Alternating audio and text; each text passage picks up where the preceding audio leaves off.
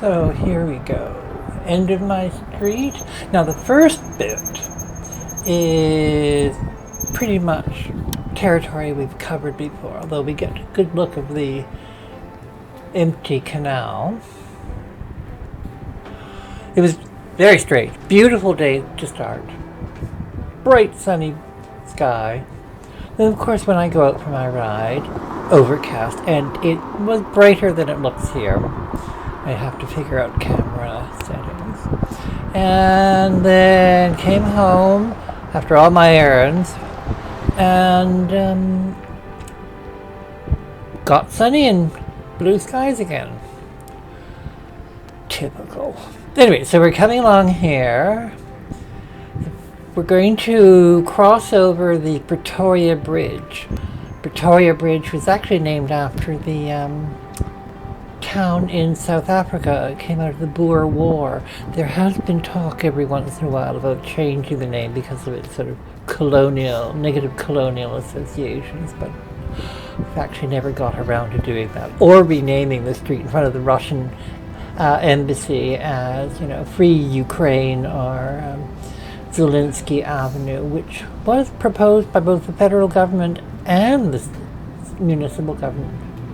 And speaking of which, you'll see a lot of electoral signs because we're in the middle of a municipal election.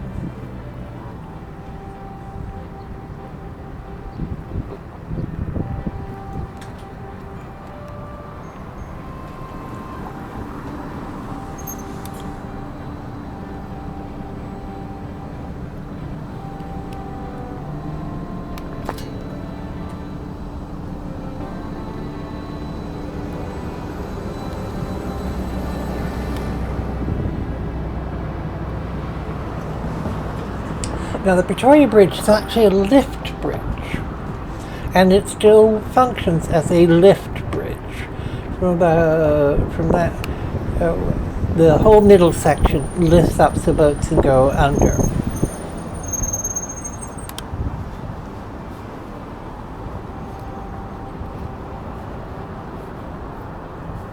Now this side of the canal, the drive, is called Col By, after one of the founders of Ottawa. I'm not sure he was a founder. It used to be called Bytown, actually, Ottawa. And he was the one who dug the canal and connected Kingston to Ottawa by water, between rivers and lakes and canals. Big concrete thing is the Queensway, which is a multi-lane highway that cuts east-west across the city.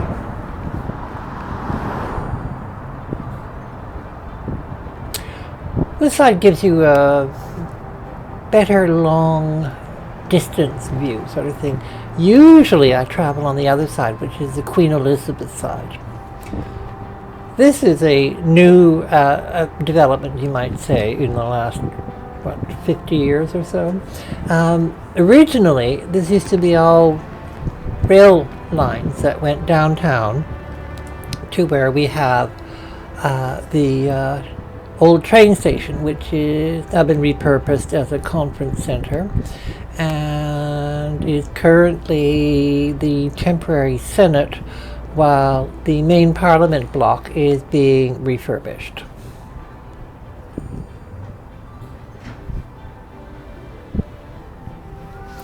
So all along here and where the road is up that little hill were all rail tracks.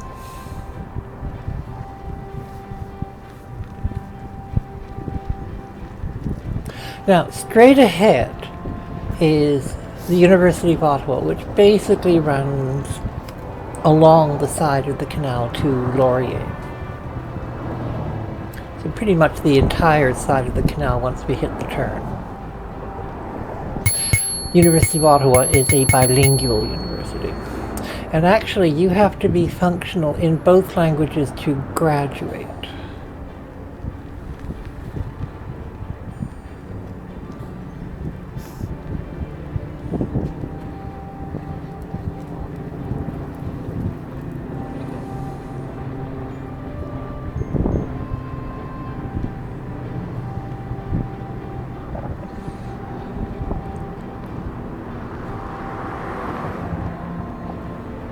And we'll probably, you may see that train, that's the Ottawa LRC, light rail. It been plagued with problems, which of course I put down to the fact that they went in with a private company as a partner. Siemens, I think, built the actual trains, and they keep breaking down.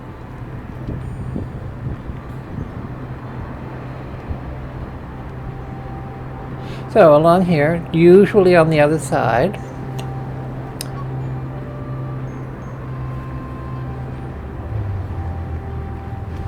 this gives a view down to the Chateau Laurier, one of the great Canadian railway hotels, now owned by Weston, an American company, of course. They own everything. And I'm on my way to Giant Tiger, which is pretty much the last sort of Walmart style store that's Canadian owned. We no longer have Zellers, no longer have Woolworths, we no longer have Kmart. They're all gone, all driven out of business by Walmart. Which, by the way, does not have better prices than the grocery stores or anywhere else in the city. Yes, I have shopped at Walmart, but only because I couldn't get something elsewhere, like Fanta. Fanta's just been hard to find.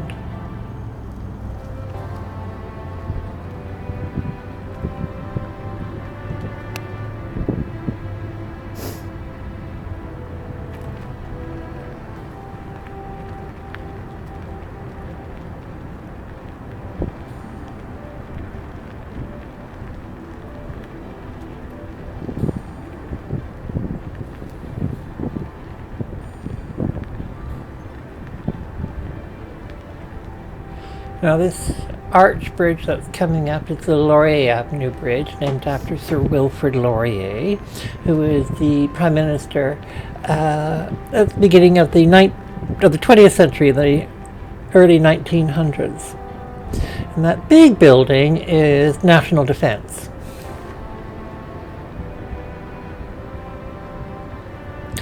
Straight ahead you see a little sort of castle-y thing, that's the Chateau Laurier, again named after Laurier.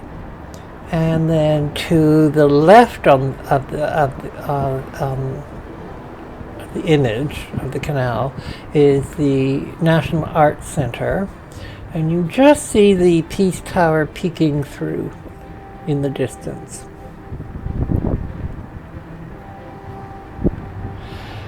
This canal goes under the street, needless to say, and then there's a series of locks that go down to the Ottawa River. Theoretically, I could get in a boat at the end of my street and travel to Europe. Mind you, you need a pretty sturdy boat, but if you transferred, small boat, but Ottawa has ocean access, you could say, because the canal connects to the Ottawa River, which is navigable, which connects to the St. Lawrence, which is the seaway, which connects to the Gulf of St. Lawrence, which is an offshoot of the Atlantic Ocean. Although it's about 1,200 kilometers to the Atlantic coast and an entire time zone. I always thought this is a bit sort of rubbishy pit of town. It was never, they haven't done much aesthetically. There's the Chateau Laurier, and that little square building, probably some of the most expensive condos in the city. And then beyond that is the Connaught building, which is or was Customs and Excise. It's still a government building, and Treasury at one point. And then beyond the Connaught building, which you can't see, is the American Embassy. This is where the Freedom Convoy, so poorly named, held most of their big parties for the month that they pretty much locked everybody in downtown Ottawa in their apartments with the noise and the anti-mask activities and the harassing of people on the street. It really was just an unbelievable experience. We're in the middle of a major inquiry on the part of the federal government into it, which is required under the Emergencies Act, since they applied the Emergencies Act to remove these people. But this was completely chock-a-block with big trucks. There was no movement in downtown Ottawa. I couldn't get to my bank for a month because it was in the middle of this and it was closed because of the problems that people are coming. Don't get me going on this. They're nuts, these people. So we're in the Byward Market here. Completely changed the topic. Which is, it's actually a market off to the left up here, near the traffic light is. Very popular in the summer. This whole area is called Lower Town. It was sort of the seedy end of town. But now, of course, because it's so close to everything, it is now, you know, one of the more expensive parts of town.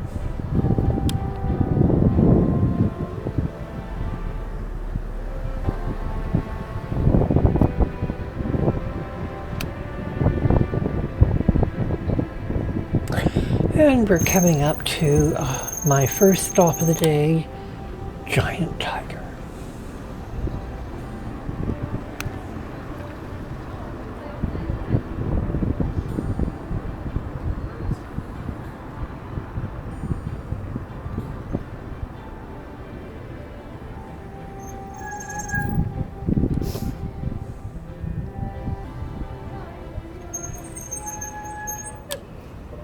And there we go.